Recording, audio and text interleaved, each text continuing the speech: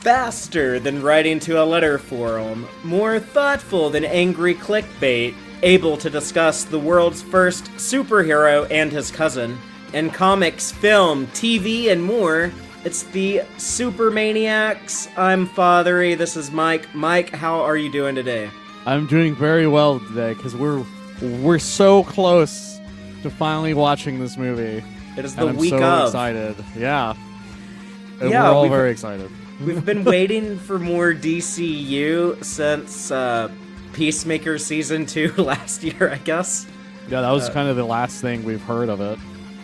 And nothing in theaters since Superman almost exactly 1 year ago. I actually, I looked it up.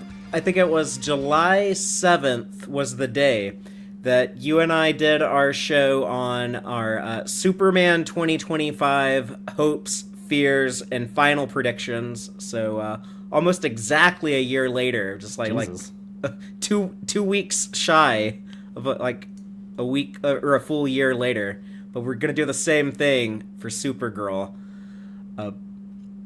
Yeah, I've been pouring through the footage, understanding the evidence. You know, like I've been trying to avoid some of the more recent stuff, as far as like the clips and stuff they've put out. So you probably have seen some stuff that I haven't. So your predictions are probably going to be a little bit more spot on than mine. But you were just telling me. I'm going based on the three specific trailers, because there's the original teaser, the original like trailer, and then the final trailer. So I'm basing it on those three. Except there's one piece of footage that I know for a fact I saw that you didn't, but that is in the last trailer, just not the whole thing. But it's like it's showing where Kara first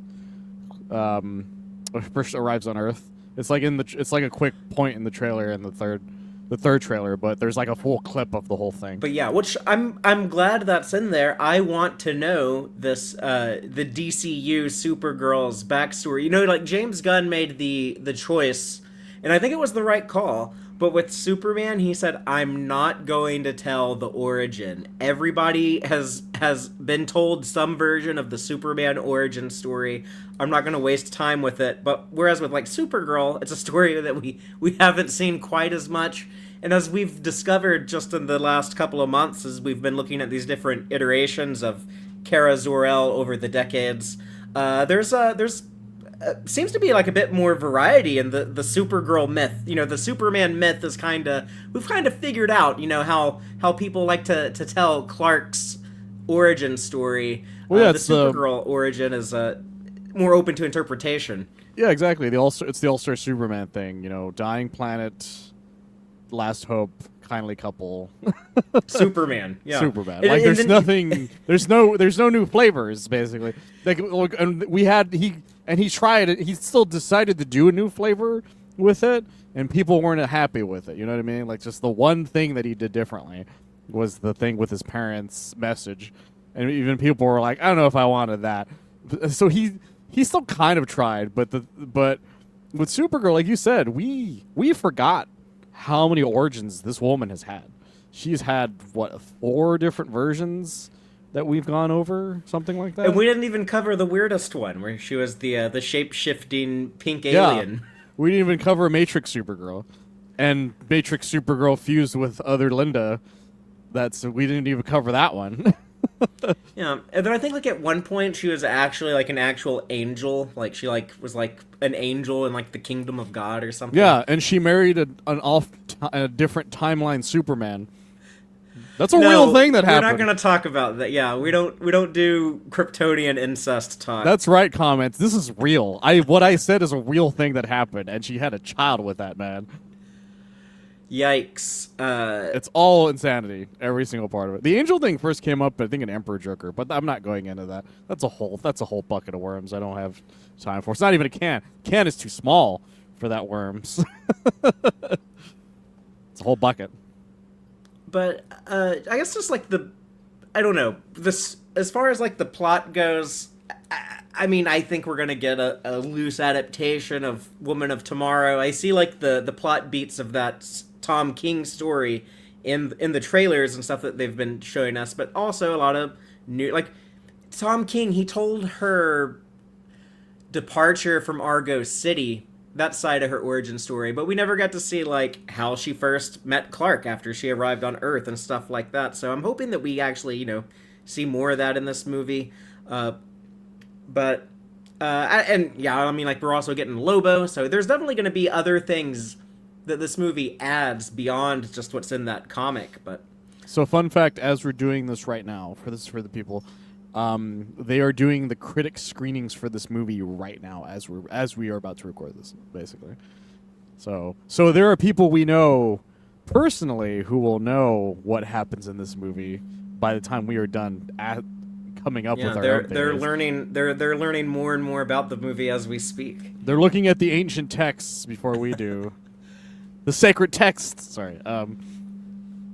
I'm very excited though, because I want to love this movie so much. She's being added to Fortnite at the end of the week too, apparently, as well as crypto. So now you can have a little crypto with you in Fortnite. Did not know that. I just saw the trailer for it today. They had Millie Elcock reacting to it. She's like, "Oh, this is really cool," and like my brother's play or whatever. I've been seeing a lot of social media of her making the rounds, doing the promotional stuff for this movie, though, and I'm excited, but you can definitely tell they had a much bigger marketing budget with Superman last year, and with that being the first DC Studios movie, I just felt like there's so much anticipation for it. There's not quite that same level of anticipation. Well, part of it, I think, is the merger is probably keeping them from figuring out how much they can spend on marketing the way they usually do. That's a good point. But she's also been put in front, like, type marketing instead, where it's her doing TikToks and Instagrams and press tours, like actually like being in places type of thing, where I feel like the Superman cast didn't do nearly as many of those comparatively, if that makes sense. Because she's been going all over the country, not even the country, all over the world for the past like half a year or something like that. Like, I remember at one point I was talking to you, I was like, yeah, she was in Mexico. She's just promoting the movie. And the movie wasn't even close to out. It was like February or something when that happened. I was like, Jesus Christ. So they're still pushing. It's just not the way they did Superman for some reason, which I think is very strange. But I think you're right. It might be like, a lot of times this does happen with these corporate mergers that, like, oh yeah, like, we don't want to be overspending because, we need to keep everything calm and status quo and not to upset anyone. Yeah, it's hard to tell with us, because I was talking to somebody recently about the last merger that happened with the when they merged with Discovery, and how we lost the Bugs Bunny musical to that merger. An entire so, Batgirl movie got deleted from existence. Zaslav was just making everything disappear. That's why we were so worried about the DC Universe for a while, because nobody knew what the status of the DC Universe. They were all flailing their arms. And I don't even mean the current DC Universe. I mean the Snyder time frame. Because it kind of was... Here's the thing I always bring up about the Snyderverse. And everybody's like, well, bring back the Snyderverse. I'm like, the Snyderverse died mid-Snyderverse. Because after Justice League, he wasn't in charge of anything. Yeah. People were just throwing things at the wall, trying to make a DC thing stick. That's why there were no Superman things. There were no more Wonder... Or, there was no Cyborg movie. Like, nobody knew what the plan was anymore. Like, the second he was gone, there was no plan. Yeah, and honestly, like, even when he was there was no plan. Like, I remember there being interviews with Zack Snyder when they were making Man of Steel, and him being asked, like, is this going to be the first movie in a larger DC universe with, like, other characters other than Superman, like, other superheroes? Would Henry Cavill's Superman coexist with, like, Batman and Wonder Woman? And I remember, like, Zack Snyder saying, like, yeah, like, I don't have any plans for that. They might do that as something else. But then, by the time the movie came out, they were like, oh yeah, this is just like the launching pad for this brand new universe that Zack Snyder is going to help architect. It's something like it's insanity. It all makes sense when you find out he wasn't the original guy they were going to do. They were like, it was Christopher Nolan. And Nolan was like, get Snyder to do it. I don't have time for this. Yeah, he didn't want to do... He was like, I know y'all love how much money I make y'all with my Batman movies, but I just want to do Batman 3 and be done. Like, hey, how about Zach? Zach, you come over. Zach, how about you do this with them? You know what? Yeah. We're lucky we don't live in a universe where Tim Burton was in charge of making an entire DC universe. 'Cause Holy that moly. dude, that would have been very weird. I mean, we came close to that. Just imagine, like, if his Superman had come out and we had, like, Nick Cage as Superman in the 90s, and then if they had done, like, World's Finest with Nicolas Cage and George Clooney as Superman and Batman. That's a universe I'm scared of. That's one of those things where you want to like meet Doctor Who and be like, Doctor Who, I need you to take me. I know his name isn't Doctor Who, by the way, but I need you to take me to the alternate reality where the Nick Cage Superman came out, did well, and it was the new Marvel universe. You know, I talk about this a lot, but somewhere out there in the multiverse, there has to be this alternate reality where there was this great animated Marvel universe in the 90s that Bruce Timm made. Like, Bruce Timm did like an amazing like X-Men and Spider-Man and Avengers cartoons, but then like the live action people could never quite figure it out. However, at Warner Brothers, Kevin Feige started producing like this really great DC universe. They had like this big hit Green Lantern movie in 2008, and then they rebooted Superman and Batman and built up this big Justice League movie in 2012, and it was awesome, and everyone loved the DC cinematic universe that Kevin Feige made. It's hard to call it the dark multiverse when it comes to that, because I would like to see that multiverse. Because that's the thing. We're going a little bit off topic, but for people who don't know what the dark multiverse is, the dark multiverse is the thing that the DC universe did after Dark Knight Metals happened, which is there's always a universe where something goes horrifically fucking wrong.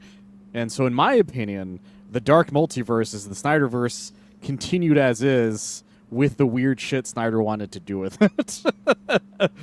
Specifically that weird Bruce Wayne, Lois Lane baby thing. That was a weird idea that man had. That's the dark multiverse for me. Because Zack Snyder, at the end of the day, he's more of a Batman fan than like a superhero fan or like a DC fan. Like, he just wanted to make like Batman, like, I just need him to be like this big badass. Like, yeah, I need him to be like so cool that he's barely a Batman fan. He's like, what if Batman used a lot of guns? Yeah. Just guns on everything.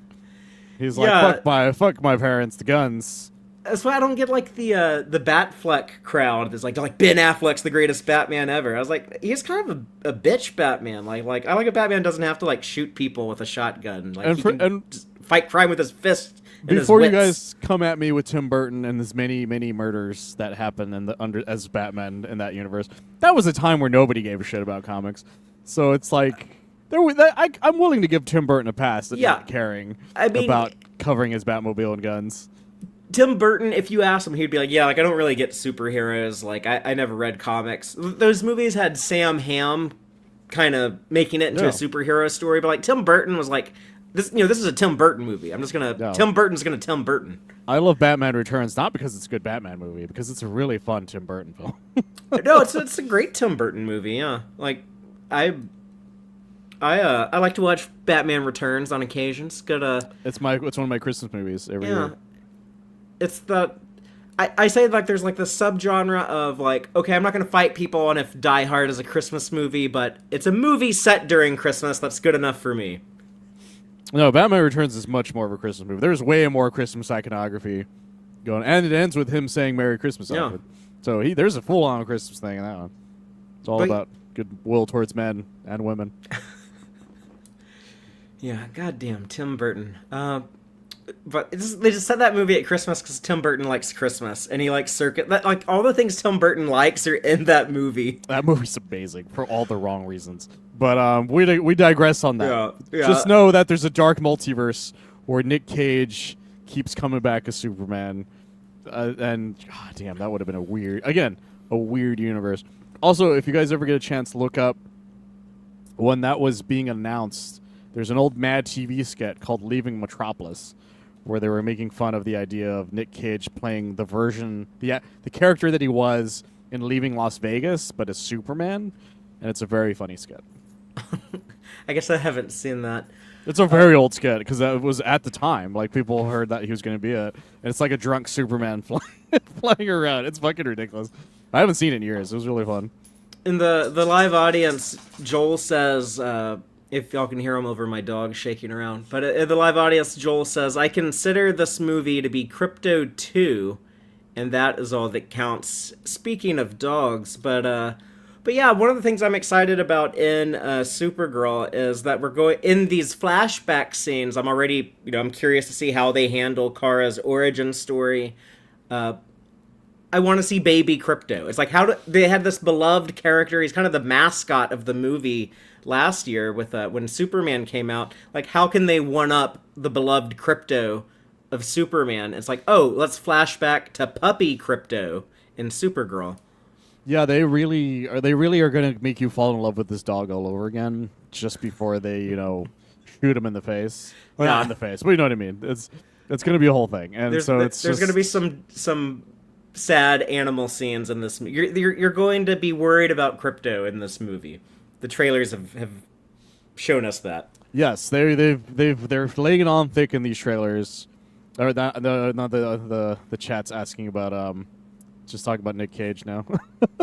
Oh yeah. For people who don't know, Nick Cage named one of his sons Kal-El, if I recall. Yeah, but Nick Cage does a lot of weird stuff. To be fair, like he also That guy loves comic book characters. People actually, I brought this up to my girlfriend because she didn't know this. That Nicolas Cage's stage name is because of Luke Cage specifically. That's where he got the cage from. That's where he got the Cage from. He loves comic books that much. Yeah, I mean, he was in two very bizarre Ghost Rider movies. It's like, man, like that first one was such a train wreck. Why would he ever come back and do another one? But he did, and it was even more of a train wreck. 2 insane Ghost Rider films, two Spider Noir things. He's Superman and Teen Titans Go to the movies.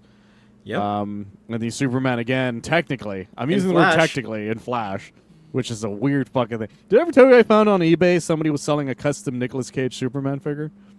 No, but it doesn't surprise me. It was on a Facebook ad. It was like check out eBay, and it was a Nicolas Cage Superman figure. They had taken a Superman figure and modeled a head of Nick and put it on him, and I was like, I kind of want it, but it was like $150. Because if it wasn't, it would be hanging on my wall over here somewhere, like right now. Because I love the idea of that. Speaking of collectibles worth hanging up on the wall, Nicolas Cage at one point owned, I think it's still the most valuable comic in existence, but he owned a copy of Action Comics #1, first appearance of Superman. Yes, and I think it was stolen, if I recall correctly. Oh, okay. I might be misremembering. I thought he might have he sold it. And No, I think it was stolen, and then I think they got it back eventually. Oh. and then he sold it. I think because he had to pay for his taxes. A lot of people don't know he was bad with money, which is why he's in so many terrible movies in the 2010s, because he just had to pay his taxes because he spent them all on T-Rex skulls that he illegally owned. It turned out. Well, he's the nephew of famous filmmaker Francis Ford Coppola, who also, I guess, had some money issues. And he's like nowadays, he's like, I'm totally broke. I have to sell everything I have because I can't pay my taxes. And Yeah, that's the thing, people. If you ever come in the money, don't spend them on T-Rex skulls. Just don't do it. yeah, Or sounds like or pyramid tombs in Memphis. I think I can't remember where it is. I think he still has that. Still, Nicolas Cage. He still has his pyramid tomb that he's going to be put into when he dies. well, Memphis has the Pyramid Bass Pro Shop. It does, which again is an insane person thing that exists. Yeah. If you guys ever get a driven past chance, no, but if you ever get a chance, look that up on YouTube. Somebody made a music video talking about it, and it's very funny. He's a YouTuber that I used to follow back in the day named Ryan Haley, and it's a really funny music video. It's like a couple minutes long, but it's damn near a commercial for it, and makes me laugh every time. But yeah, I don't know. Any big predictions for Supergirl? I want to talk about box office a little bit. I'm curious how it's going to perform. I'm predicting it will be #1 at the box office because there's not a lot. Because Toy Story 5 was the only other thing that last weekend. Yeah. And I think this is the big thing this weekend. I'm trying to figure out if there's any other movies this weekend. I think the next big one, or the next one that's tracking to make big money is Minions and Monsters, and I think that comes out next week. So she gets this weekend to herself after Toy Story premiered last weekend, but then I think I next weekend's the Minions. I think its only competition right now. It's kind of a counter culture thing. The reason I don't mean like as in like the right wingy things. I mean like in the fact that it's like counter programming. That's the word I'm looking for, which is that is the last Jackass film.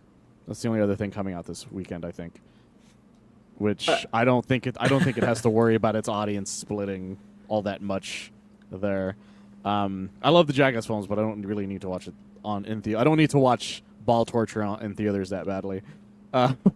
Yeah, I don't know if that's if that's gonna pack the theater or not. But I mean, like apparently they keep making those, so someone is going to see those in the theater. But Oh, I guarantee it's going to do very well. But I'm expecting it to do number 2 most likely. I'm expecting Supergirl to do really well this weekend.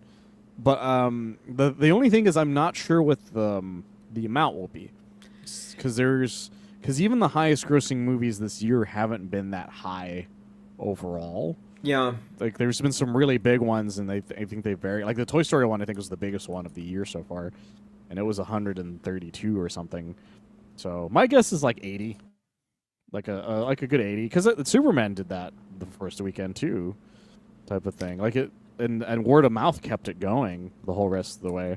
So I'm hoping it's going to be something similar to that. yeah. I mean, I just think realistically, it's gonna come in like a little less than that, just because like movies don't make as much money as they used to. It's just a fact. But I mean, I think the studios also know that, and their expectations are a bit lower. They considered Superman this big success with just like 650 million worldwide, or whatever it ended up at last year. They were like fast tracking sequels and stuff. But I think she'll honestly like be fine if she comes in like around 50 million for the opening weekend, domestic Okay. in the United States. But I feel like everything kind of gets graded on a curve. Like post COVID, there is just never the big like the era of the big $1 billion movies seems to be maybe over. I don't know. It'll be interesting to see what happens later this year with Spider-Man and Avengers. If they can't make a billion, then no one's making a billion. Yeah, the only one that's made $1 billion so far this year is actually the Super Mario Galaxy film. Mm-hmm. Is the only one that did, but it wasn't like it was all at once type of thing. That wasn't over time. Like it reached the billion mark months after it came out. And it had a big worldwide appeal. It made money in a bunch of countries. Whereas like Superman last year, it did really well domestically, but a lot of the overseas markets, it's almost like, hey, people are like kind of like not happy with the United States these days and don't want to see like oh yeah, like this big iconic American superhero, which kind of understandable, but Yeah, it's a tricky thing. I think it'll do just fine. There's some online trolls, but that's such a small. They're a small subset that are very loud. I'm not expecting them to affect the what it does that badly, if that makes sense. Because here's something I've learned over the years is that the loudest people aren't always the majority of people. Like everybody says all day, every day, they're like, I'm not gonna play, the new God of War because it's got a woman in it. It's like, yeah, nobody cares. The rest of the world legitimately doesn't care. It's gonna do just fine. It's got the word God of War on it. It looks awesome. They're gonna do fine. It's the same with Supergirl. It looks great. It's got Jason Momoa as Lobo. There's so many things in it that everyone's already gonna go in to watch.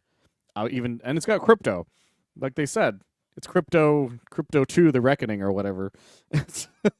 It's going to be fantastic, and I think it's going to do wonderfully this weekend. I've already bought my tickets for Saturday, so I'm excited to see how everyone else reacts to it from here. Oh, you're on mute.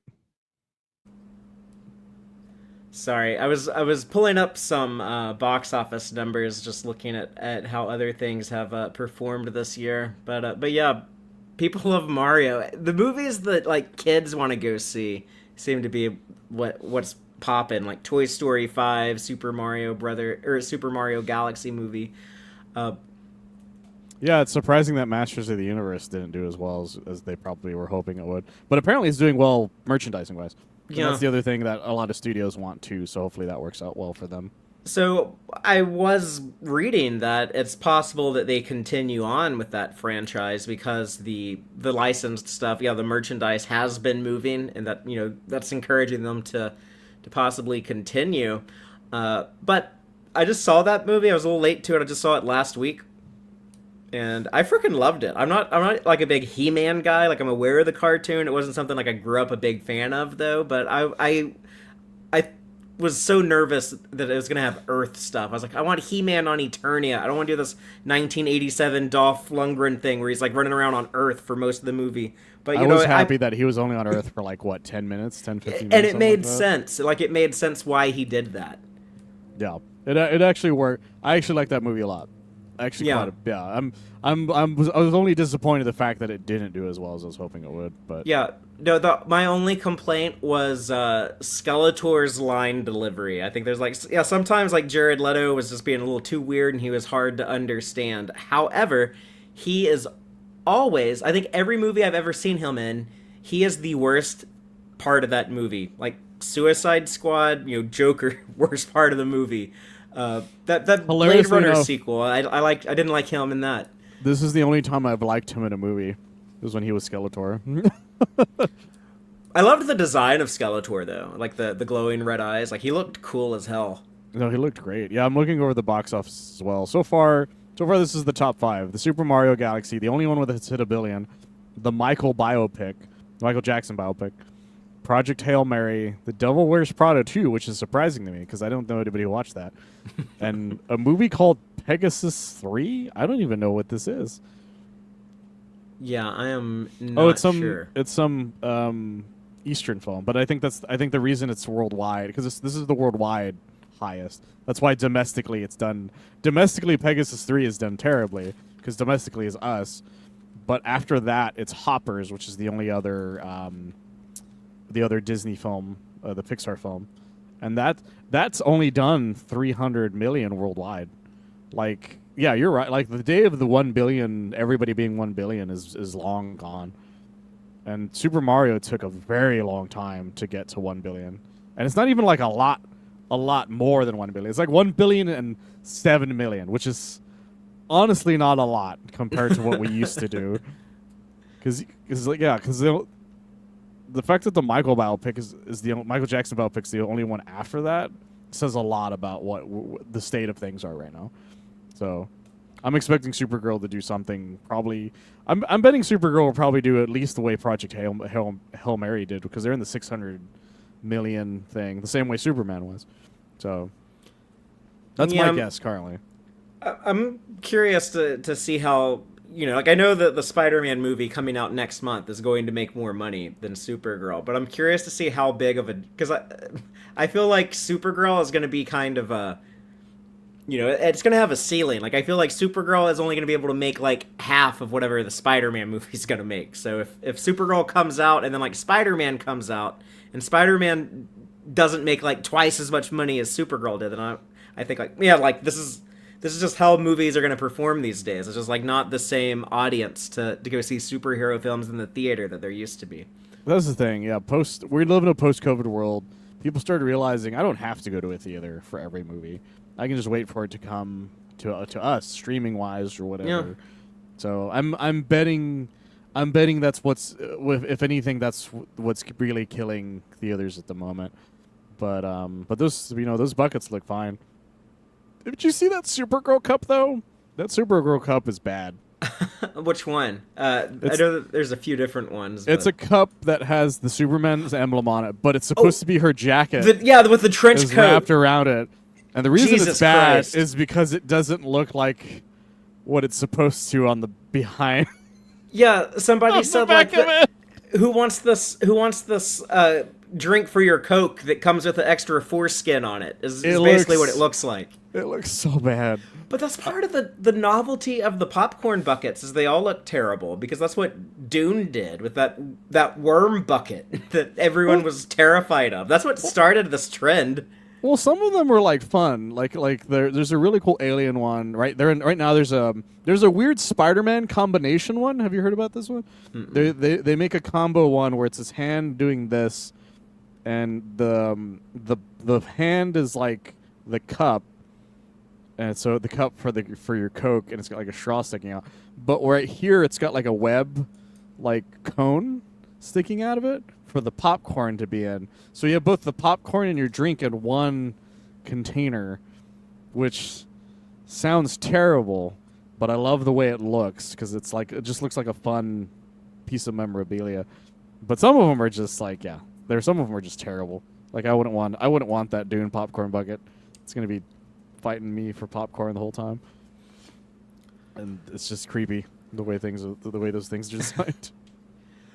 But yeah, I don't know if I'm gonna be buying a popcorn bucket when I go see Supergirl. But I guess some of the other things I'm really excited for, in addition, other than puppy crypto. But I've been talking it up for over a year at this point.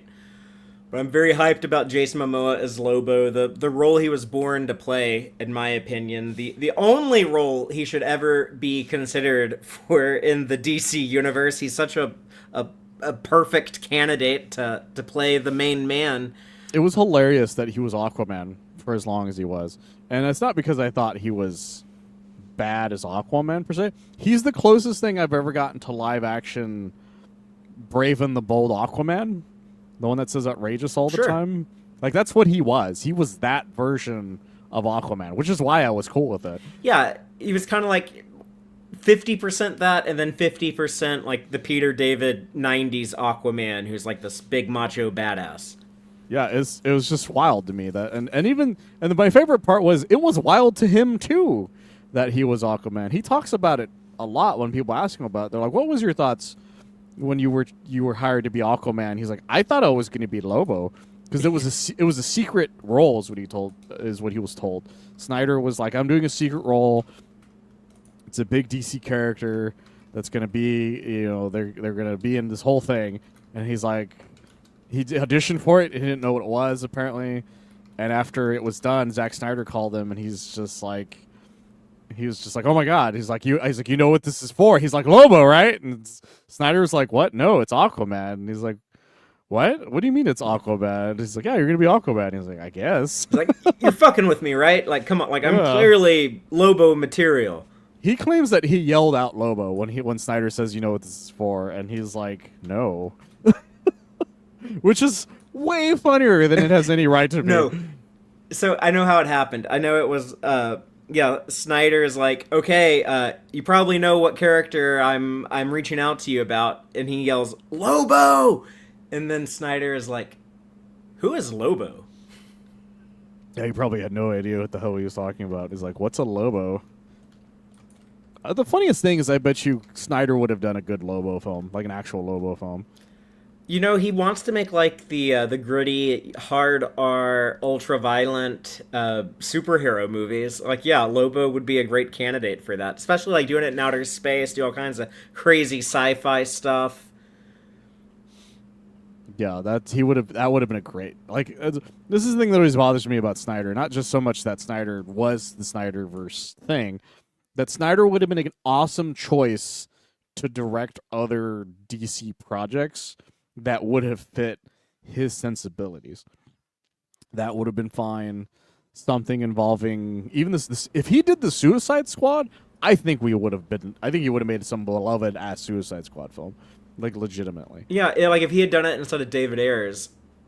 Yeah, exactly. I think if David Ayers did the DC stuff and then he did a Suicide Squad movie instead, we would be talking a lot differently about some of this stuff. And I don't mean that I have super great faith in David Ayers, but I think that it would have been a lot different, and it would have made more sense that way overall. It's just frustrating, the world we live in. Or not the world we live in.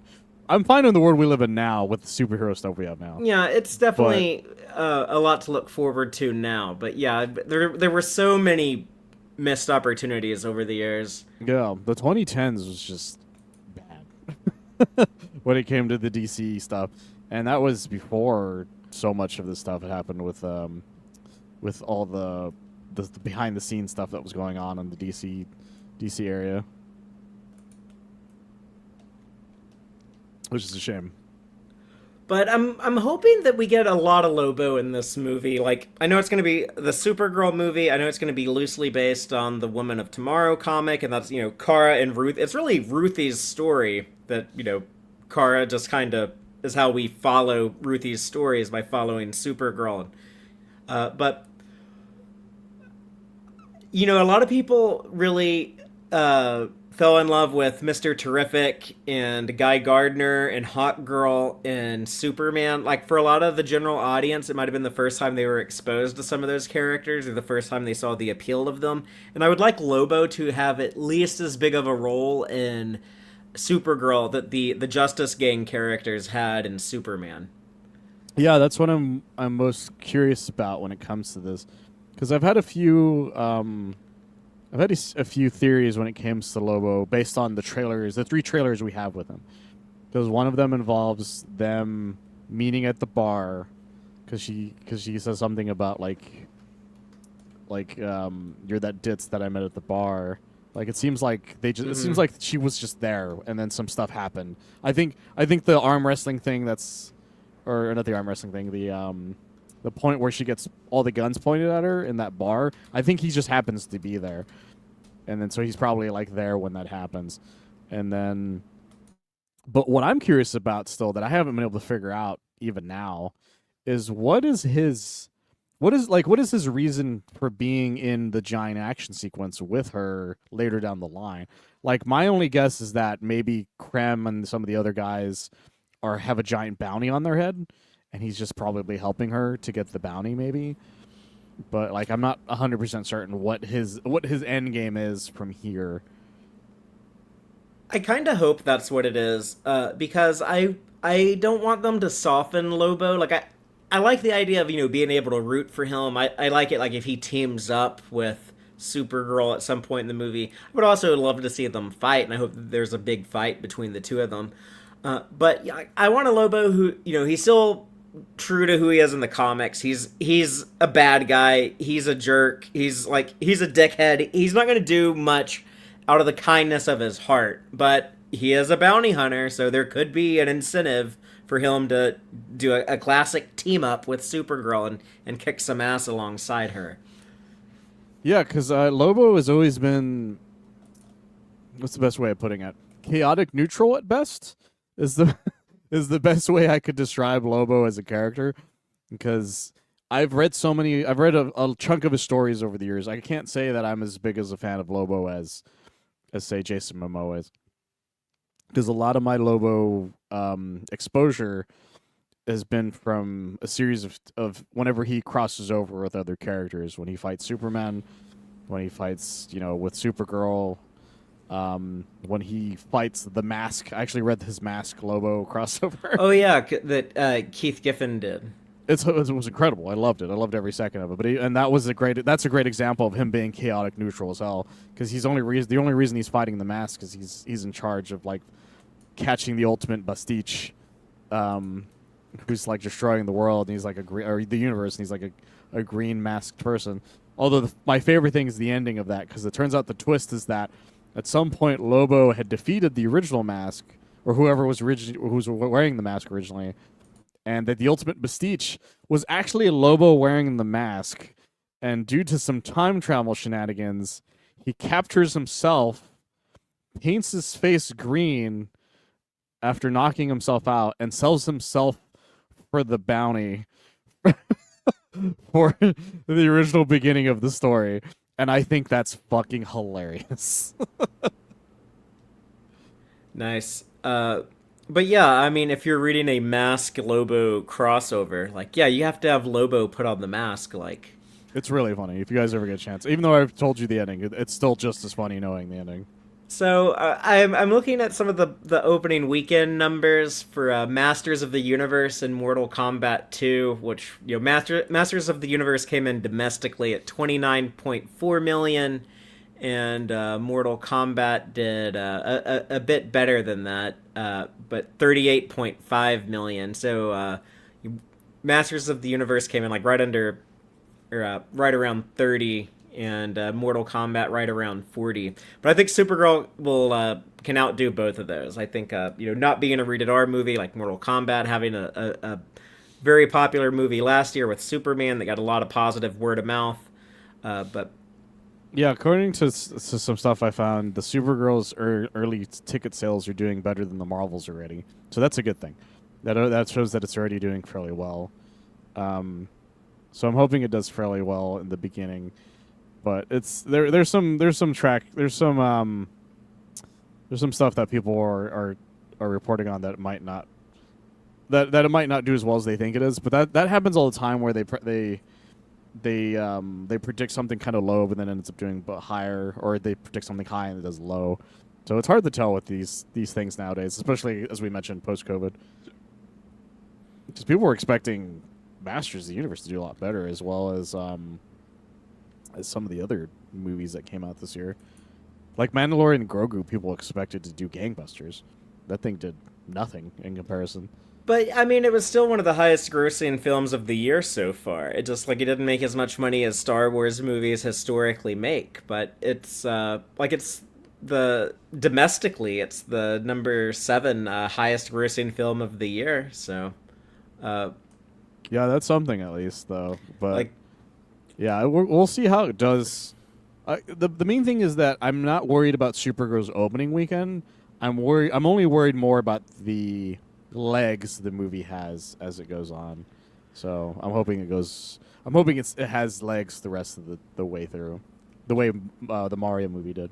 I'm pretty frustrated with how short movies stay in theaters these days. Like, it's really hard. Like, if you don't see a movie the first 2 or 3 weeks it's out, it's going to be hard to see it. There's going to be fewer showings, and like after a month, forget about it. I tried to go see Mortal Kombat 2 a couple weeks ago, and all the theaters around Austin had already stopped playing it. Yeah, when I finally saw it, it was in the smallest theater they had, and I ended up in the front row, so I was like looking up. So it was really hard to watch, and I still liked it for what it was. But yeah, and that wasn't that much longer after it came out, in my opinion. But yeah, it's things do not last unless it's doing well, because that's the thing. If it does well, then some theaters will hang on to it for a lot longer. The reason I know that is because for some reason in the movie theater I worked at when I was 19, Paul Blart Mall Cop lasted forever because it just kept doing well. And I'm like, how in God's name is this movie still here? So that's what it comes down to. If it has legs, it'll last. If it doesn't, they'll throw it out for the next Spider-Man movie or something. So, yeah, the people who do seem to love to hate on and bash on DC Studios, like, it doesn't matter how much it grosses, they're going to come in and say it was a flop, it was a total failure. They're about to fire Gunn and reboot the Snyderverse.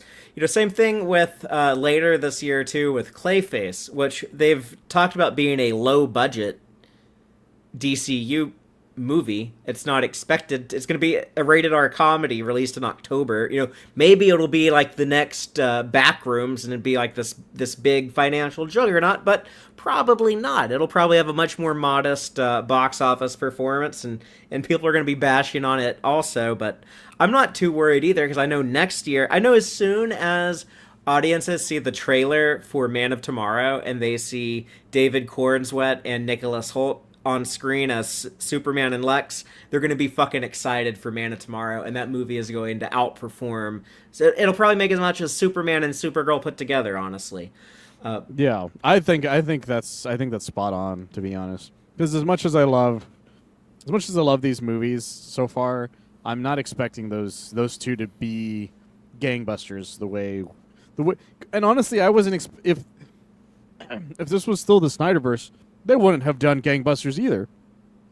I don't think a Supergirl movie under the Snyder umbrella or the DCEU would do nearly as well as this one's going to do, because Flash bombed hard and it had like everything going for it, type of thing. It's like the DC universe has been slowly building up trust again, And I think that's the reason why we're never going to see like $1 billion every single movie. It's just not going to happen. Even the Marvel universe doesn't even do $1 billion movies left and right anymore. Yeah. Yeah, but whatever Spider-Man and Avengers make this year, like that's gonna be the Marvel ceiling. Yeah. That's just, and it's lower now because Yeah, the industry has shrunk. It's not as many consumers out there sitting down in the movie theater. Exactly. If Spider-Man can't do it, no one can. Is really what it is, in my opinion, is what the idea is. So.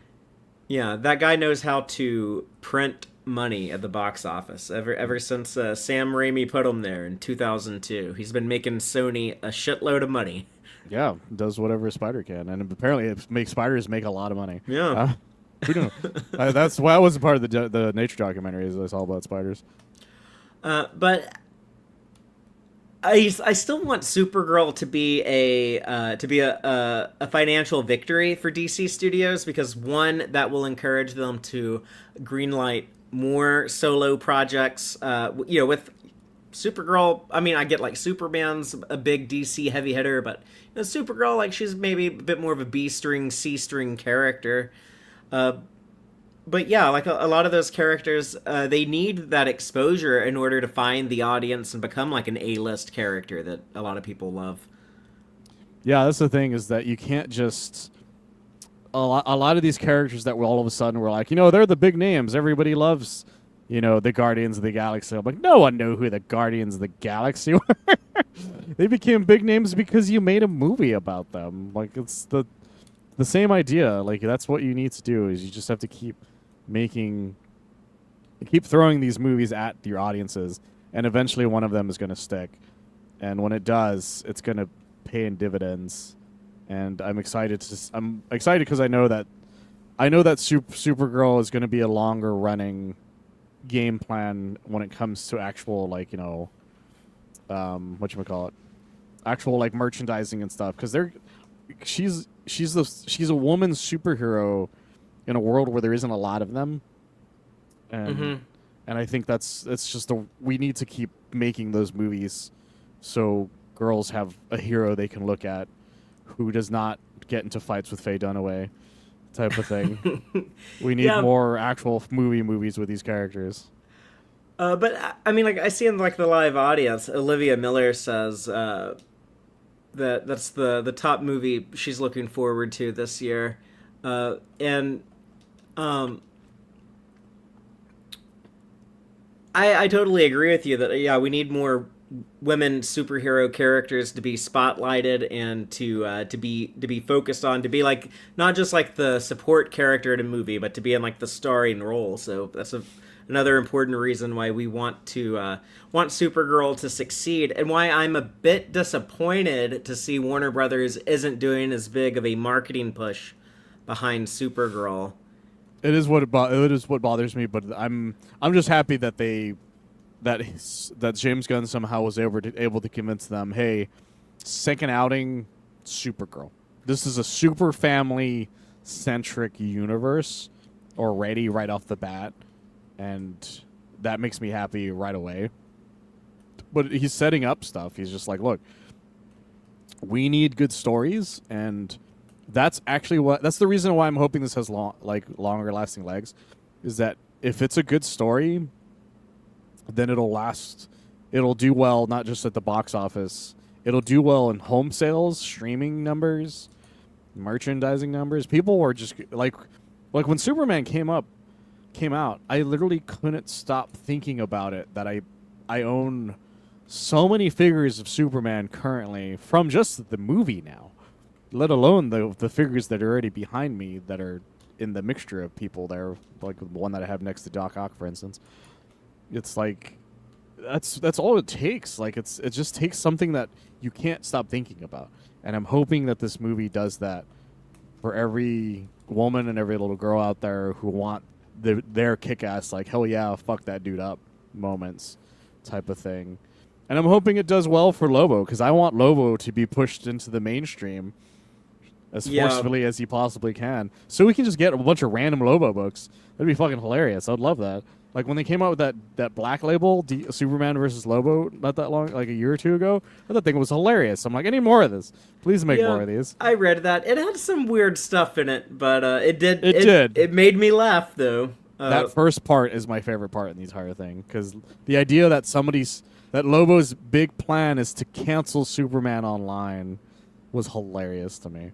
And it's just funny to me because I feel like James Gunn might have taken some of that and put it in his film. Yeah.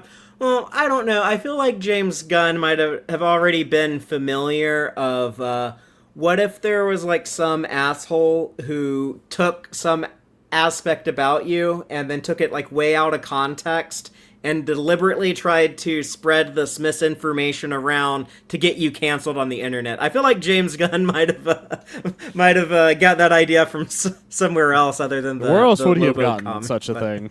I'm not sure, but something gives me a suspicion that it came from somewhere. But I don't know. You're coming up with nonsense. That's never happened. Never in the million years. The internet's always very nice about things.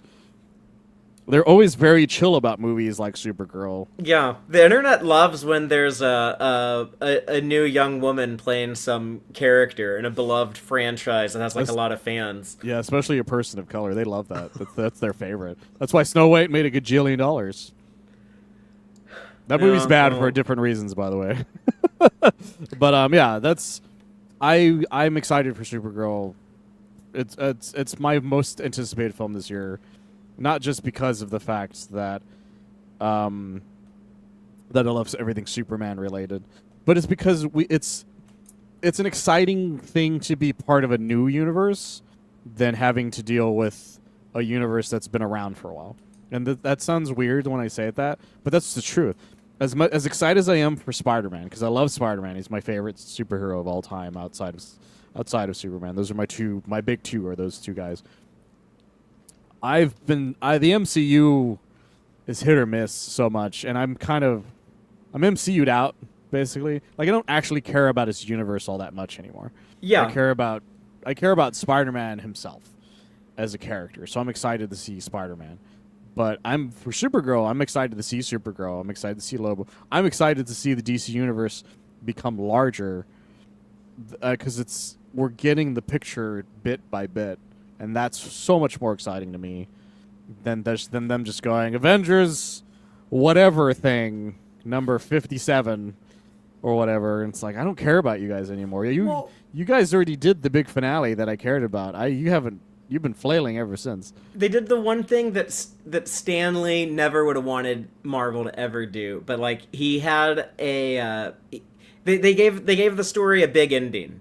Like, I feel like if Stan was around, he would have been like, no, you need to have, like, some kind of hook or something in there to set up what you're doing next. Like, that's how comics work. We don't end. We just keep going and going. And that's honestly the biggest problem the MCU has, is that they gave us an ending, and not only did they give us that ending was so awesome that all the actors are like, well, I'm done. I don't want to do this anymore.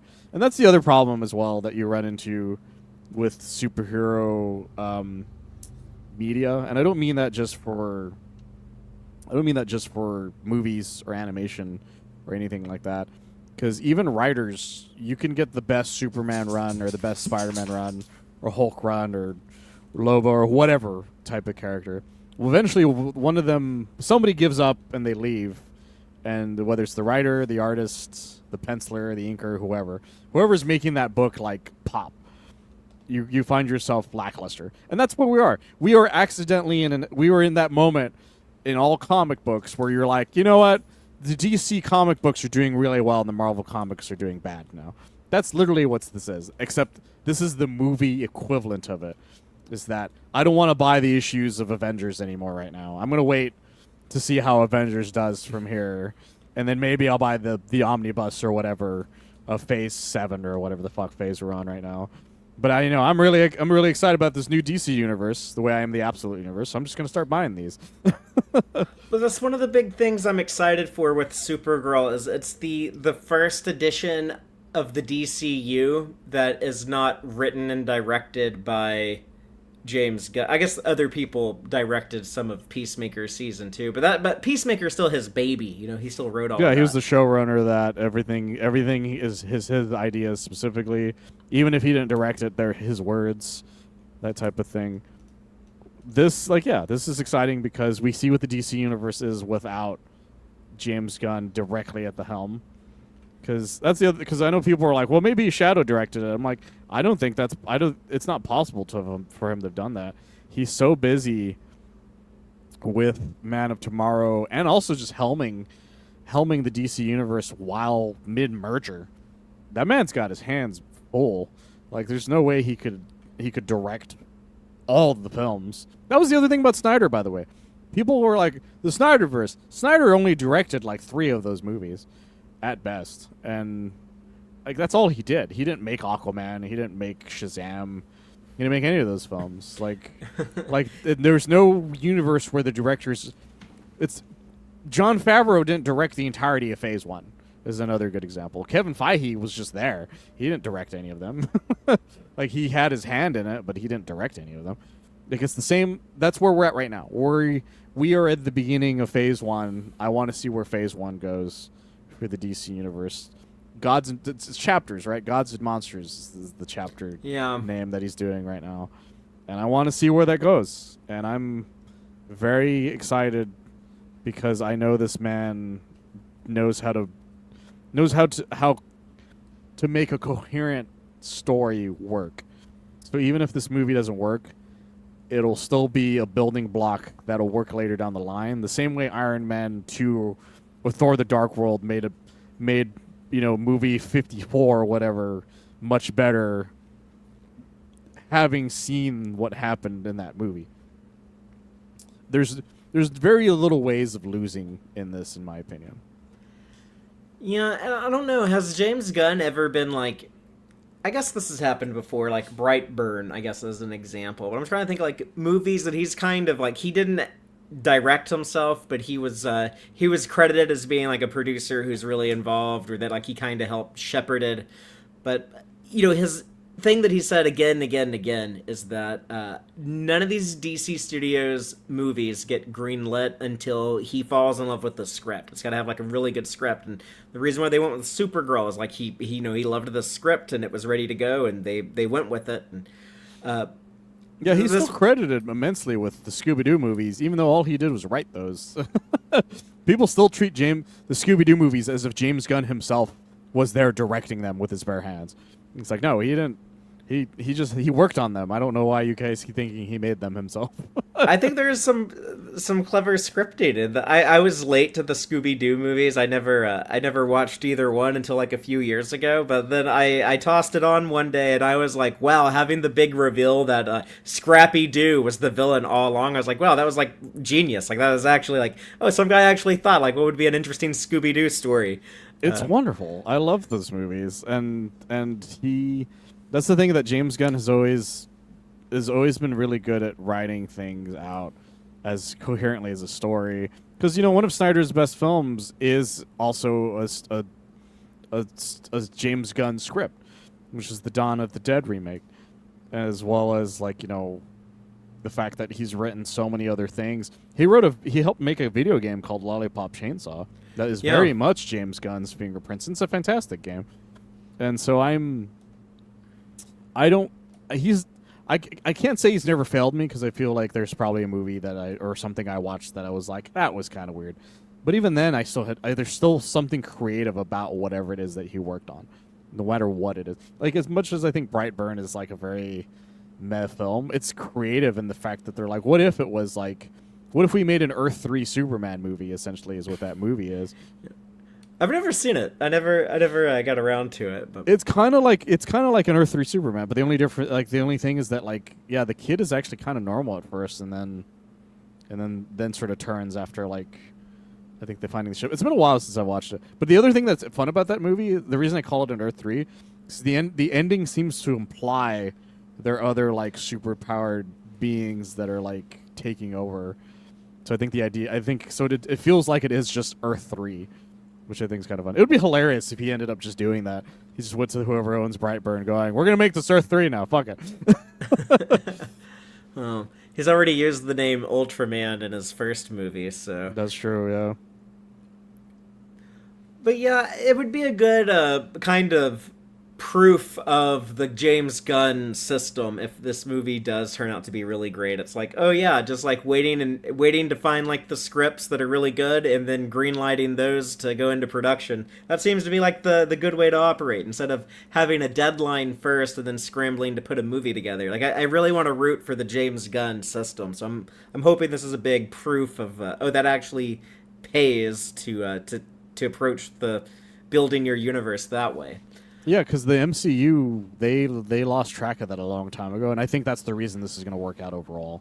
Is because the next person can look at that script going, okay, I know what to do now because you have a finished script. Whereas, I don't know if you guys know this story, but Sam Raimi, when he made, what was the Multiverse of Madness, people were like, so did you watch all of WandaVision when you made the movie? He's like, it wasn't done. I didn't know how WandaVision ended mid fucking film of that Doctor Strange film. He's like, I was getting like notes of what they were gonna maybe do so I could figure out what to do from there. So he had to make a movie that was a sequel to a show that hadn't even finished yet. Like he didn't know how it ended. He had to like last minute be like, oh yeah, I guess she wandered her kids or whatever. Yeah, I guess I'll write that down. And that was because of Disney wanted to have all this Marvel content on Disney Plus. They were like, hey, we have like this massive streaming budget. Give us some content, Marvel Studios. Like, come on, what are you doing? Do you know the other thing I found out about after that was that Multiverse of Madness was supposed to come out before No Way Home. And with the original premise of No Way Home was that America Chavez was the reason why these interdimensional beings were showing up. So she was supposed to be making the portals instead of Ned. So they were like, well, we need a way of teleporting people since we don't have America Chavez. And they're like, I guess Ned can make portals now. He's magic, I guess. Ned's magic. And that's why Ned's magic randomly in No Way Home. He's just there to be... Yeah, he's just there to be whatever. He's like, oh, you need me to not be a Miles Morales supporting character? Oh, okay. Oh, you need me to have a American Chavez powers? Oh, okay. Yeah, there's concept art. I'm not making this up. There's concept art of her like being at the Statue of Liberty, making the portals and everything. They're like star shaped instead. It was a whole thing. I was like, that's fucking crazy. That's how little the MCU plans things now. They have to fly by the seat of their pants. And I James Gunn looked at that and just went, I don't want to do that, because they almost fucked him over for Guardians 3, because he had his whole idea for what the trilogy was going to be, and when Endgame ends and Thor's like, I'm going to hang out with the Guardians of the Galaxy, he fucking panicked apparently. James Gunn's like, I don't know what to do with Thor, and luckily Taika Waititi was like, I'm making Love and Thunder. I'll just write it that he just left. And he's like, thank you fucking Christ. He's like, that means I can like... And then and people are pretty sure that's why Star-Lord has that long rant about what happened to Gamora in Infinity War and Endgame. Because it's just James Gunn himself bitching about like how annoying he has to deal with the new status quo is of what happened to Gamora. Because he set up this whole romance only for her to fucking die in a movie that he had nothing to do with. Like apparently he was just like, this sucks. I have to figure this out. And luckily he was able to figure it out, but he was just apparently that third script would have been much different if Endgame and Infinity War never had happened. Well, can't blame the guy for getting pissed off and going to work at the competition and just taking over the whole show, the whole operation over there. But also, despite all that, I think, still was able to have a very satisfying conclusion to his Guardians of the Galaxy story that he started. And also, hey, we're talking about how the MCU movies, they don't make the money they used to, except, Guardians 3 still did pretty damn good, as I recall. That was the thing. Everybody's like, his movies didn't even make money. I'm like, the last time Marvel made money was because of him. Yeah, with a property that no one in a million years would have thought would have been one of the big hits at Marvel, Guardians of the Galaxy. I remember when it was announced that that was going to be one of the next movies. I think it was even before Avengers 1 had come out. They were already saying like, and then after Avengers, we're going to do Guardians of the Galaxy. I was like, what the hell? Like the weird like space raccoon is going to be in a mainstream movie? What the hell are y'all doing? I remember vividly finding out who Rocket Raccoon was, and it wasn't. It had nothing to do with him making Guardians. It was years before it came out. I was part of a MySpace group, a bunch of comic book nerds, and I had Marvel vs. Capcom 3 had been announced, the original Marvel vs. Capcom 3. And there was one commentator who was like, "Call me when Rocket Raccoon is added to Marvel vs. Capcom 3, or to Marvel vs. Capcom." And I was like, "Who?" And he posted all these like old school images of Rocket Raccoon. And I was like, I've never heard of this dude in my entire life. And so fast forward years later, Ultimate Marvel vs. Capcom 3 is announced. And guess who's in Ultimate Marvel vs. Capcom 3? Fucking Rocket Raccoon. I lost my goddamn mind because I was like, oh my god, he's real. Like, this is happening. This is happening for real. And I even messaged the guy. I'm like, dude, it's happening. Like, he told me the message it's happening. I haven't talked to that dude in years because he was like, I haven't used MySpace in so long. And then fast forward again, years later, the movie gets announced, and the movie's coming out. People are like, who cares about Rocket Raccoon? I'm like, I know one guy on the internet randomly, somewhere out there, who's never been more excited his entire life. Do you remember in the old days, like, Rocket Raccoon, whenever he showed up in animation or a video game or something, like, he always had either, like, a Cockney accent or, like, a Scottish accent. Yeah, he, a lot of the ones he was in, the Marvel vs. Capcom 3 is actually the closest to what his current voice is now. Okay, so that's the first time he had like the New York voice or whatever Bradley Cooper tries to do. Yeah, it was the first time it was like a New Yorker, and I forgot who does his voice, but it sounds closer to what we have now. But prior to that, like you said, his voice was completely different.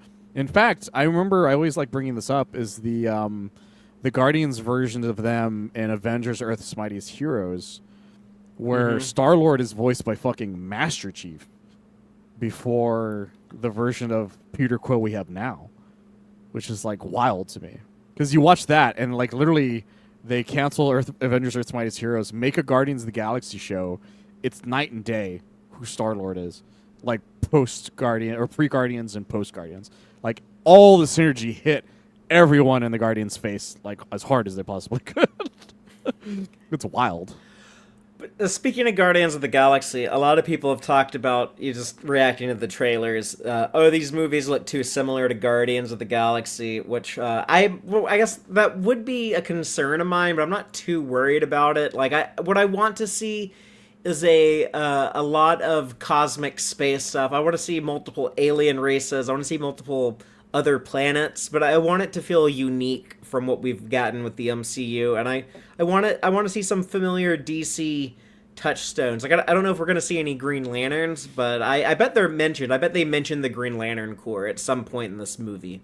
Yeah, I bet you at some point they talk about whatever the name of not the Marauders. What are they called? What the people that get Krem eventually? I'm trying to remember what they're called already, because it's been a hot minute since we've read the comic. I would have known. I feel like it's like one of those things like, oh yeah, I just knew off the top of my head a second ago. I did. That's the thing, is I thought I remembered what they were, and I even just watched the trailer like a minute ago. Not the Ravagers, because that's what they are in that's the MCU thing from Guardians of the Galaxy. That's the also Guardians of the Galaxy thing.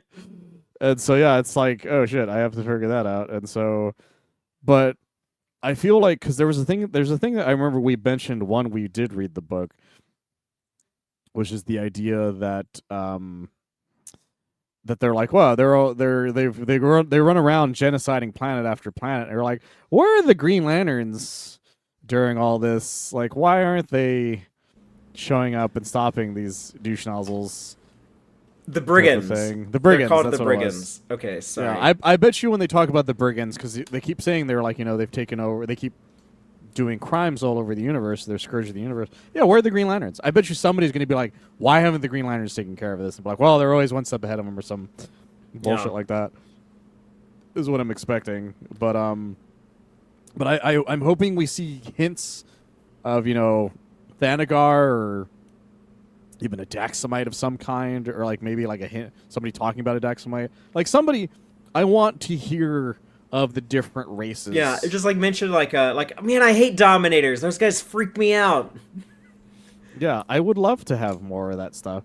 And the other thing I like about what James Gunn does compared to other movies that have spacefaring adventures is that he likes to be like, I want an alien ass looking alien type of thing. And so cuz that was the thing that we joked about when we saw Krem the first time in the comic.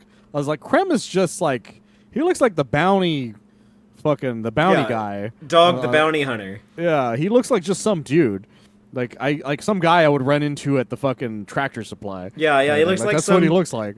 He looks like one of my neighbors who likes to hang out in the garage and listen to Puddle of Mud or Nickelback really loud and drink Coors Light.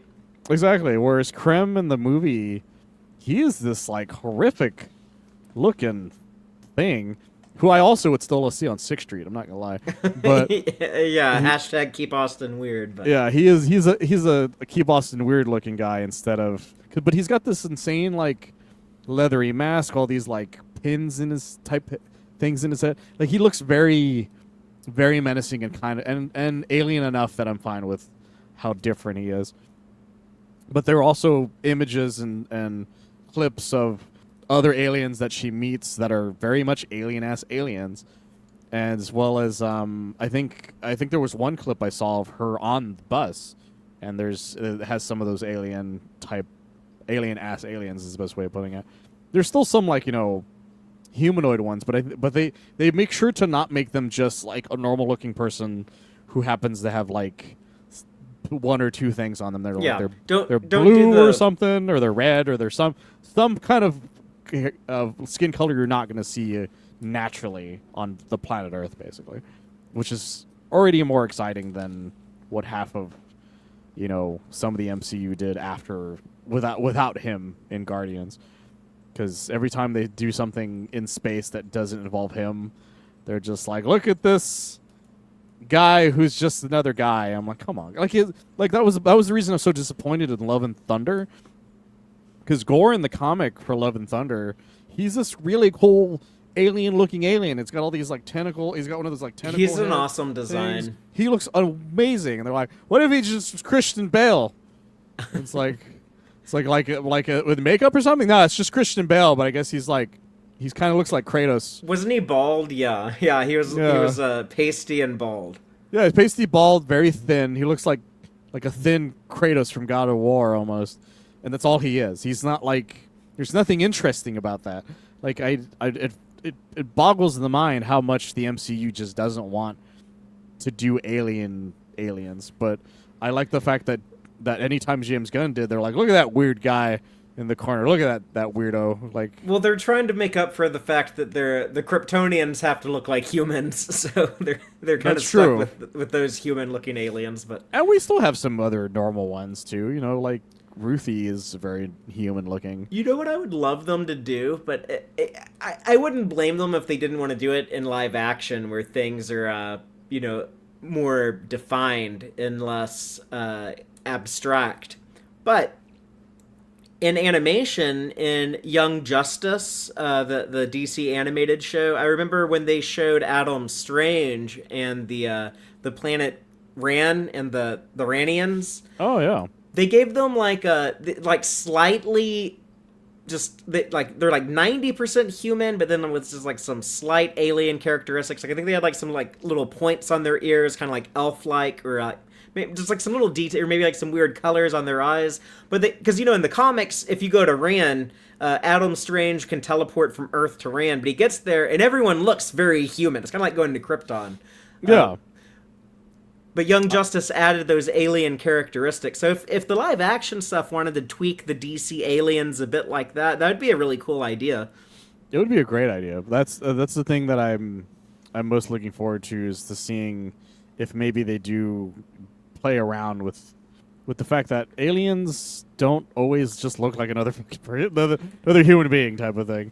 Like there's an old gag in something. I can't I don't remember which exactly it was, but they're just like it's weird that you speak English. They're like, I don't know what English is. Like I just thought that I just think it's funny that everybody speaks English and they're just like, I don't know what you're talking about. Yeah, just you can just hand wave that with just there's like translator technology or something like that.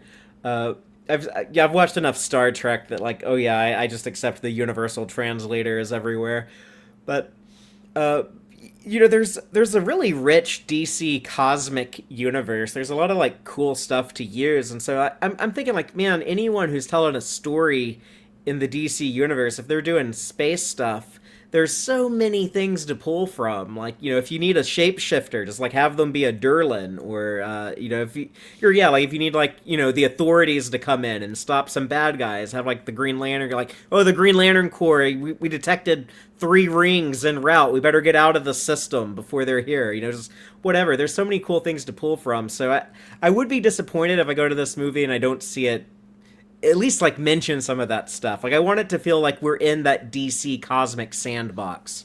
Yeah, exactly. The DC universe, I know more about its alien worlds than I do the Marvel universe. Because the DC universe, unlike the Marvel universe, is not afraid of its spacefaring adventures. There are whole cartoons about them. I love DC's cosmic stuff. I never got into the Marvel side of things as much because like to me, like when the X-Men go to outer space, it's it's not like, I don't know, it's just like it's like, man, like I'm looking forward to them getting back on Earth and doing more traditional X-Men type stuff. But when Superman goes to space, like I get like really excited. I'm like, oh yeah, I'm here for it. It's and like in Marvel, it's just the way they depict like the like all the different like alien races. They have the Skrulls and the Kree. I almost said xenomorphs, but they're not called xenomorphs. Whatever the X-Men the deal Brood, with. right? The Brood, yes. Yeah. And the Shi'ar Empire and all those assholes. But but like it all they're all douches. That's the other thing I have issues with. Everyone in the Marvel like galactic shit, I don't want to hang out with any of those people. They all sound like assholes. The Kree sucks. The Skrulls suck. The Shi'ar suck. The Brood definitely sucks. Whereas in the DC universe, I'm like, I would hang out with the New Gods. I'd hang out with the New Gods. I'd hang out with the Green Lantern. Instead, hang out with the there's so many cool Green Lantern characters. Like, there's such a big variety of them. But there's so many colorful characters, like, just alien characters. Like Tomar Ree. Like, I want to see, like, this birdfish dude on screen. Yeah, exactly. Like, there's still douchebag ones out there in the DC universe. Like, the Daxamites, they suck major ass.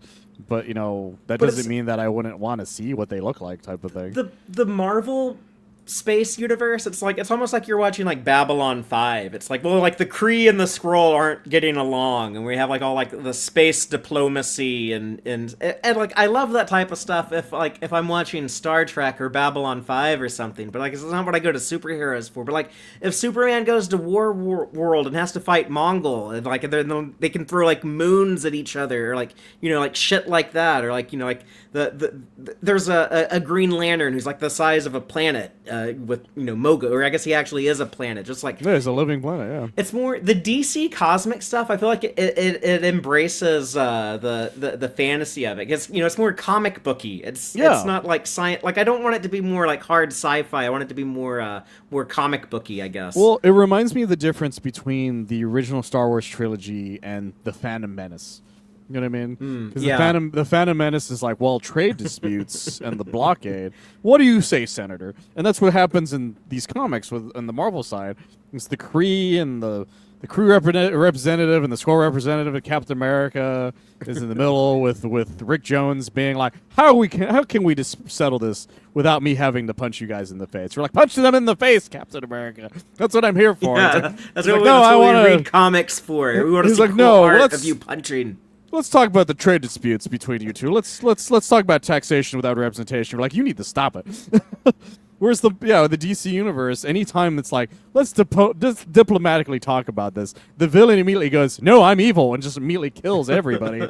And they're like, great, cool, I'm on board. Let's beat this guy up. Yeah. It's like, what the Marvel universe can't get over. The Shi'ar Empire has put so many of the X-Men on trial. It's just like, stop it. I'm tired of seeing Jean Grey get put on trial for some bullshit involving the Phoenixes. I don't care anymore. Yeah, I'm excited to see whatever they. I want there to be like some surprises for people who they're familiar with the DC cosmic universe. Uh, it'll feel like a bit of a missed opportunity if they don't sneak some of that stuff in here. But Yeah, there's so much of this world that you now have the option to build this universe in a way that you don't need to just be a Green Lantern story, or even even an Adam Strange story. Like the Superman family goes into space all the time. You could. That's again. This is my favorite thing about Superman and Supergirl and Superboy and everybody else who has the word "super" in their name. You can throw them in any story and it's fine. Superman gets thrown into medieval times. Fuck it. Superman's a knight now. Superman gets thrown into Stone Age times. Fuck it. Jimmy Olsen married an ape. Who the fuck cares?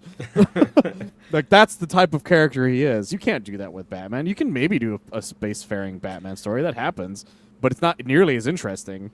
Because usually when they do the Batman one, that's when it becomes the way the X-Men story is, type of thing. It's like Batman.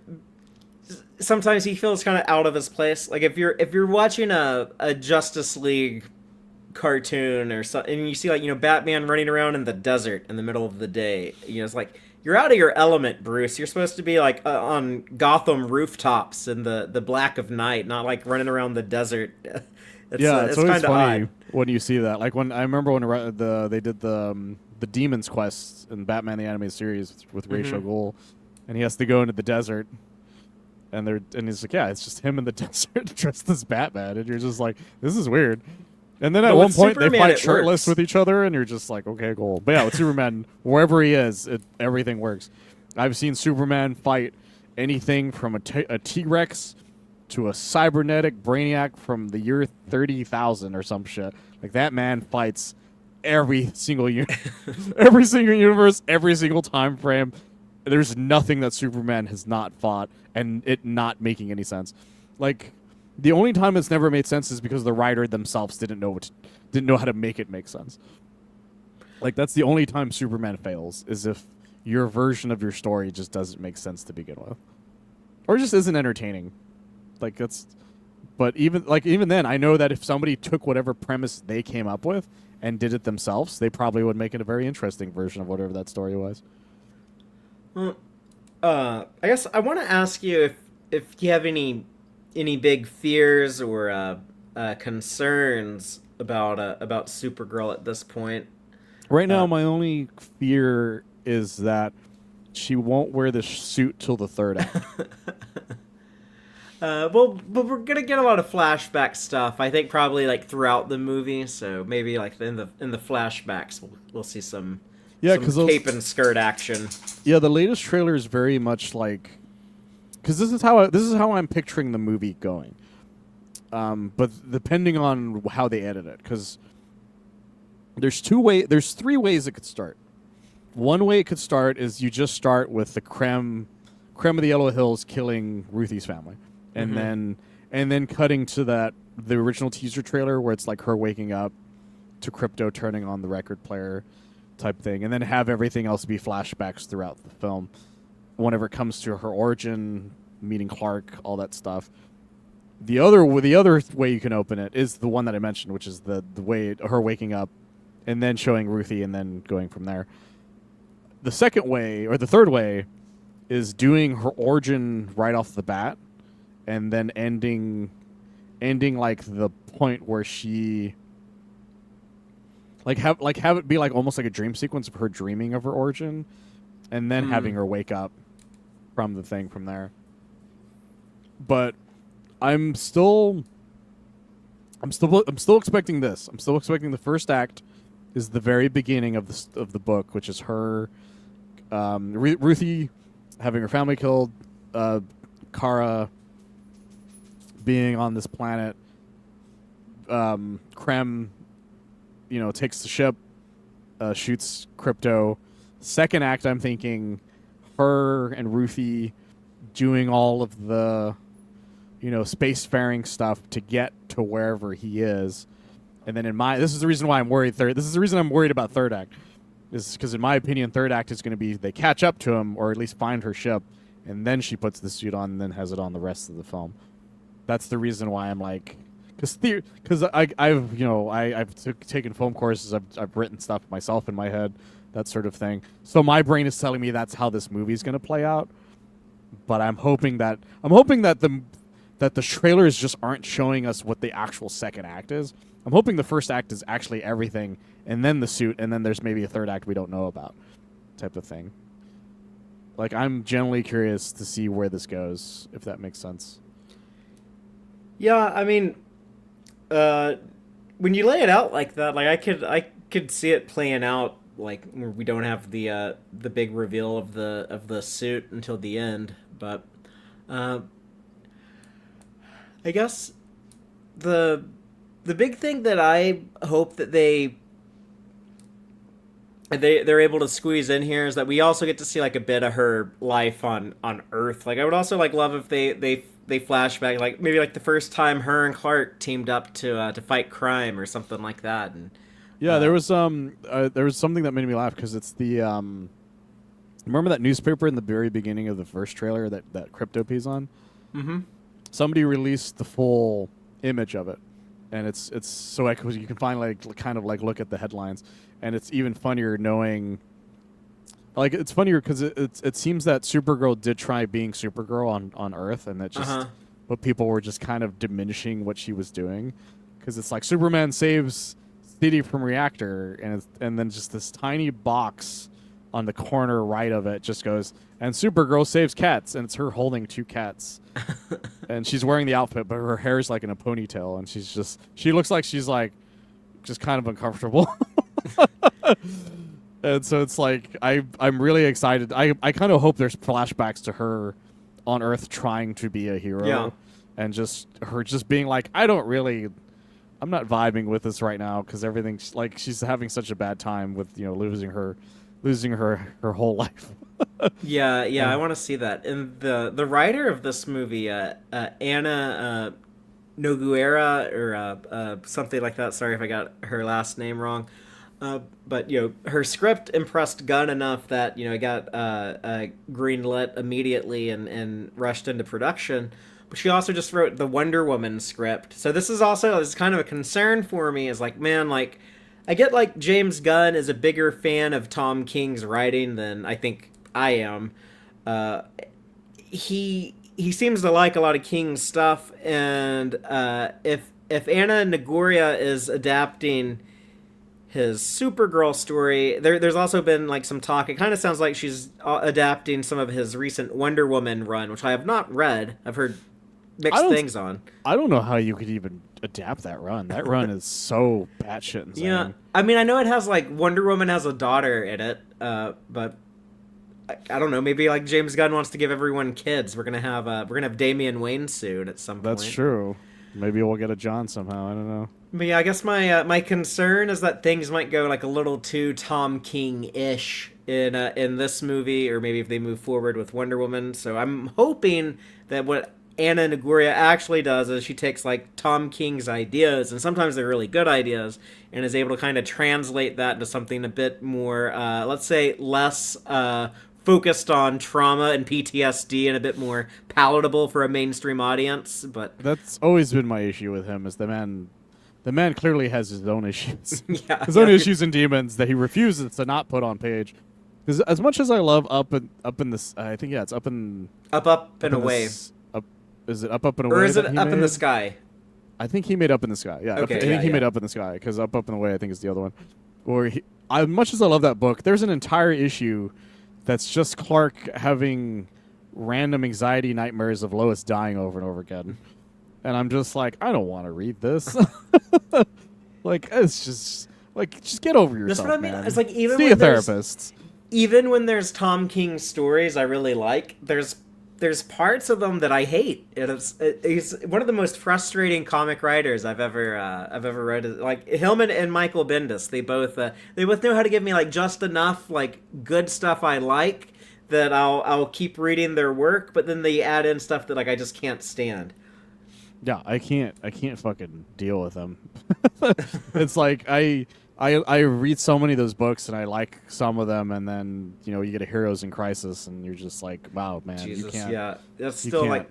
There's like Oh my I've heard a god. lot of people talk about like man like Identity Crisis is the worst comic ever, or the what was the JT Kroll Arsenal thing where he's swinging around the dead cat. Oh, Uh, well, it was right after Cry for Justice when that happens, but Cry yeah, for Justice was what starts that whole terrible arc. yeah, but like Because I also hate Cry for Justice. That sucked. I'll take Cry for Justice all day, every day over Heroes in Crisis. That's how much I hate Heroes in Crisis. Well, that's the thing is that at least Cry for Justice felt like it did something, where Heroes in Crisis felt like it was just some nonsense. Yeah, and it was like half of these people would never act like this. Yes, and my favorite thing about that book is that it got pretty much erased from existence because it was retcon that the reason things went bad is that Reverse Flash fucked with Wally.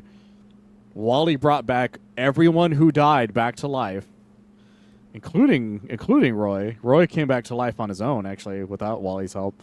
Like, nobody died. Like, everybody came back to life that died in that story. That story is now irrelevant to everything, and I'm perfectly fine with that. As it should be. It's a terrible fucking story. It did have some gorgeous art by Clay Mann, and I was like, man, this is fantastic art. I wish it wasn't wasted on a god-awful story. God, yeah. He also tries pulling off a Watchman in it and just made me laugh out loud. Yeah, that was weird. The book is terrible. It's so bad. It's so bad. The best thing to come out of it was Chip Zdarsky making fun of it in the Marvel side. He made like a joke version of it where it's like instead of the DC heroes doing that weird like testimonial interview thing, there's a bunch of Marvel people doing it, but they're all saying like dumb shit. Like my favorite is I think it's Beast going. He's like, I say Stars and Garters because I wrote a script called Stars and Garters, and I just want somebody to ask me about it. Fucking kills me every time. But the stuff that Tom King wrote with DC that was trying to be serious was like just as stupid of shit as that. Yeah, it really was. Like there was one that I think the Gambit one was really funny because I think he just goes, I don't actually speak French. I think is what it said. Like just shit like dumb shit like that. Yeah. It just made me laugh so hard. It was hilarious. All the secret confessions of the superheroes. I bet you I can find it real quick because it made me laugh so hard.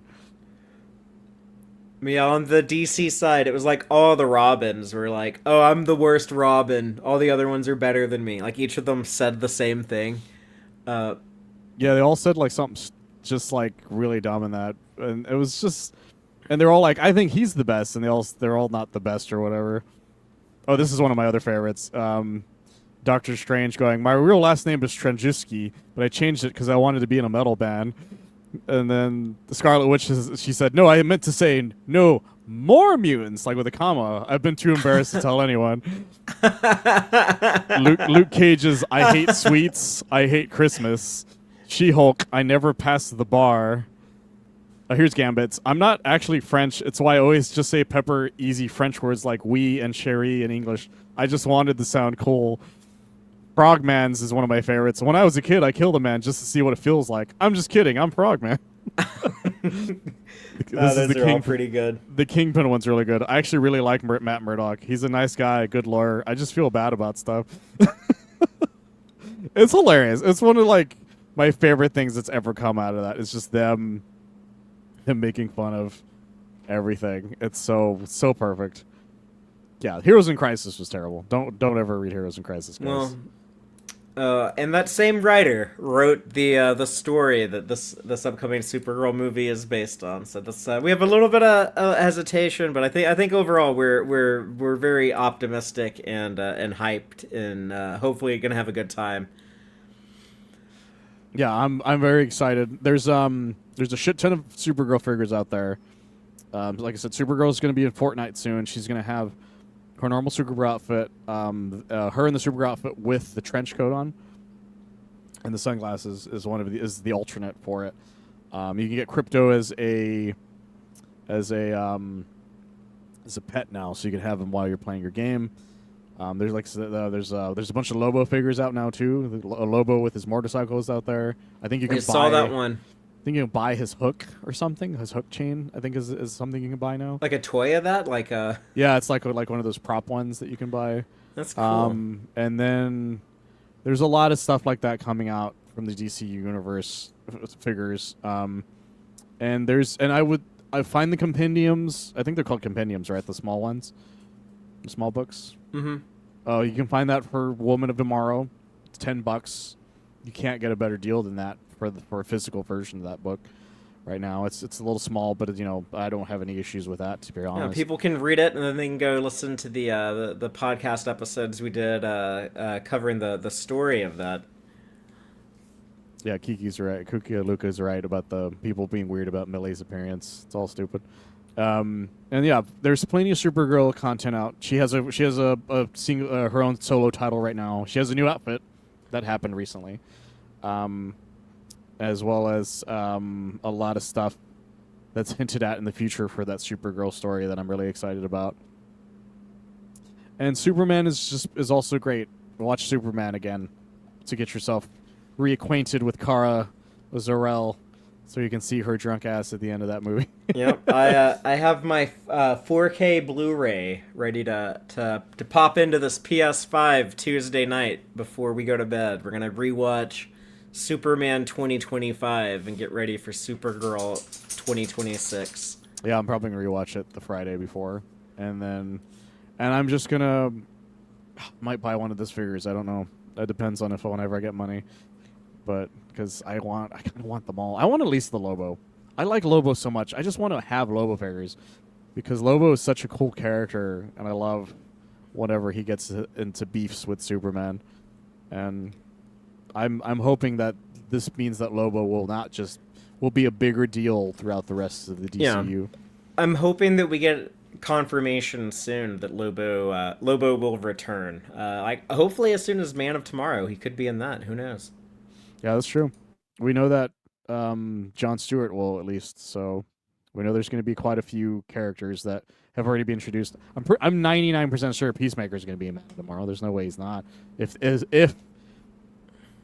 the Salvation thing is still going to be happening. Yeah, I mean, Gunn did say that Peacemaker Season 2 leads into Man of Tomorrow. Like, maybe that's just, like, Lex working with Argus, but I think it might be, more than that, and we'll get John Cena on the bit. I saw him at SpaceCon a couple weeks ago, by the way.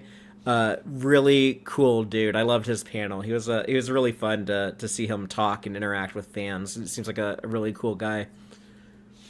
Yeah, no, that man just seems like the nicest person in the world. I think he still at the moment he still has the record for doing the most Make-A-Wishes of anybody ever. Yeah, I believe it. Like, he was really passionate about, like, his, most people that are fans of him are, like, fans of him as a wrestler. And I watched wrestling, but before John Cena was a thing, so I never really followed him. I stopped paying attention to wrestling like 20 years ago. But like, there were so many like little kids that like, you could tell I really looked up to him, and he tried so hard to not disappoint them and be like a good positive role model. And yeah, he just seems like a super cool dude. I'm so glad that he's one of the big staples of this DC universe. Yeah, I've never been more excited to be a DC fan in this. It's just because they're firing all cylinders everywhere. In fact, we're supposed to get more information on the Jessica Cruz Green Lantern show soon. Right, the spinoff of My Adventures with Superman, which season 3 is streaming now. 2 episodes out. Yeah, she's apparently in this last one. And then there's at the Annecy Film Festival, at Annecy Animation Festival. For people who don't know what that is, there's an animation film festival that takes place, I think, in France or something. It's in Europe every year, but it's not just like European animation. It's everybody. So there's this big banner at the top of the building that has the Jessica Cruz. So we finally saw what she looks like as a Green Lantern. There's some sort of Starfire show coming out. Mm-hmm. There is an image of the Barda Mr. Miracle show. Some sort of new show that involves Black Lightning and some sort of Flash. We don't really know. Yeah, that one's new. Yeah, it's this woman Flash, and I don't know what it is. I don't know if she's supposed to be, maybe Iris West or maybe a new character, and we're supposed to get news on the new Batman Nightfall animated movie. We're supposed to get news on that tomorrow. So, so if we're lucky, and even movie wise, animation wise, we might be back. I'm hoping for that. Yeah, Because I feel like the animation movies have been lacking for a while now. and that's another area that Gunn wants to get DC Studios involved in. They're also doing that dynamic duo movie with the Dick Grayson Jason Todd movie that we just got like little story details about, but apparently like their origin story in this is going to be that Dick and Jason, they're street kids together, but then Dick Grayson becomes Robin and Jason Todd becomes a criminal and that joins the Red Hood gang. Yeah, it's. Oh yeah, the other thing, the dynamic duo movie. Forgot about that too. I think that's what you're mentioning, right? Yeah, that's the weird one that's going to be like half like puppetry and half like stop motion. Yeah, I'm very excited to see where the DC universe as a whole goes from here. I've never been more excited to be a fan of all of it. So yeah, so we'll see. But like next up, we will have our reactions to Supergirl. So looking forward to talking about it and comparing notes on it with you. I guess next Monday. yeah, I'm very excited to see what you think. I'm very excited to see what my friends think because a bunch of them. Because I had a chance to maybe be on the movie review for it, but I was like, I'm going to wait to watch it with everybody else. Because I also want to watch it with my girlfriend. Like, I want to see what her reaction is as well. To really get an idea of what exactly. Because these are the type of movies I would rather watch with a general audience than a critical audience, because I get a better idea of how well I think the movie's going to do that way. So. Yeah. I want to see who shows up opening weekend, and I want to hear like the audience reactions, and yeah, I'm looking forward to I guess just like having another DC Studios movie, continuing that story. Like I was saying, like this is the first we're getting since Peacemaker season 2, so I'm ready for it. I'm hungry for it. Let's go. Yeah. I'm so fucking excited. Well, we'll be back next week, and then who knows? It might inspire us to be like, oh yeah, they pulled this from this comic. We should talk about it. It'd be a good time to reread that and talk about that. And we also have My Adventures with Superman coming out, and so it should be a lot of fun stuff this year. But I guess that'll do it for today. But looking forward to Supergirl. Looking forward to discussing. We'll also have like an idea of what the performance will be like on Monday. So all of that and more coming up next time on the Supermaniacs. But until then, as always, keep it super, y'all.